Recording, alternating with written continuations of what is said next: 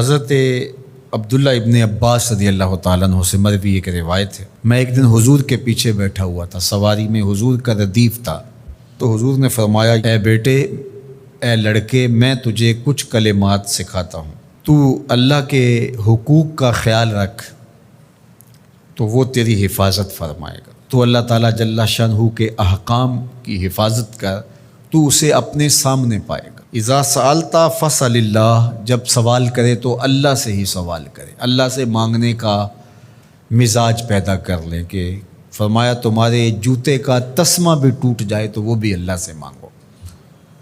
ضرور بازار میں جاؤ دکاندار سے، لیکن حقیقی طلب اللہ سے ہونی چاہیے۔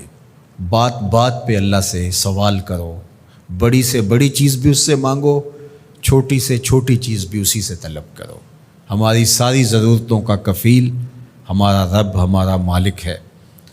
تو دوسری نصیحت یہ کی کہ جب تو استعانت طلب کرے، مدد طلب کرے تو اللہ سے ہی استعانت طلب کرے۔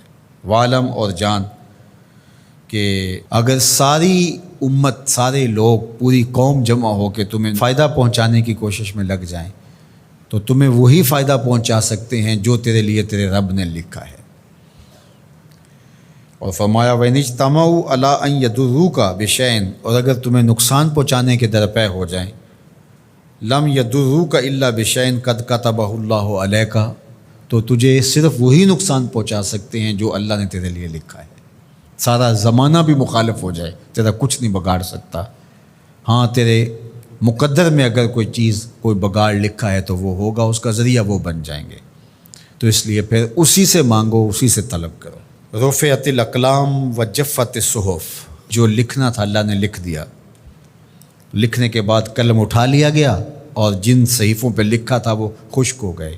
اب کتابیں بند ہیں، تو اس لیے اس نے تیرے لیے جو لکھا ہے وہ ہو کے رہے گا، تو خام خواہ لوگوں سے ڈرنے کی ضرورت نہیں ہے، اور تیرا فائدہ، تیرا نقصان اسی کے دستے قدرت میں ہے، تو اسی سے طلب کر، اسی سے مانگ۔ اور فرمایا تو اللہ تعالیٰ جل شانہ کو رخاء میں، خوشحالی میں یاد کر، یعرفک فی الشدہ، وہ تجھے مشکل میں پہچانے گا۔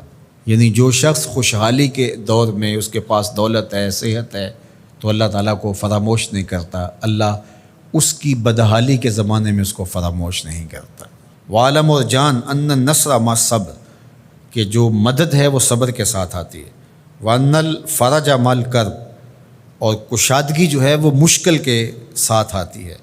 وان مع العسر یسرا، اور سہولت جو ہے وہ مشقت برداشت کرنے کے بعد آتی ہے، تنگی کے بعد فراخی آتی ہے۔ پہلو مشکل پھر تمنا، پہلو کنڈا پھر پل، شاید مگروں پہلو مکھیاں ڈس دیاں ڈنگ والیاں۔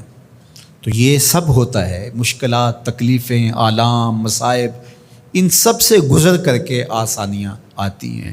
خود حضور کی زندگی دیکھ لیجئے، مدنی زندگی مکی زندگی کے گزرنے کے بعد، طائف کے مراحل کو طے کرنے کے بعد آتی۔ تو ہم ڈائریکٹ اگر چاہیں مکی زندگی کو اختیار کیے بغیر اور طائف کی مشکلات اور سنگلاخ راستوں سے گزرے بغیر مدنی برکتیں حاصل کرنا، تو وہ نہیں پا سکتے۔ تو یہ اللہ تعالیٰ نے ایک نظام رکھا ہوا ہے۔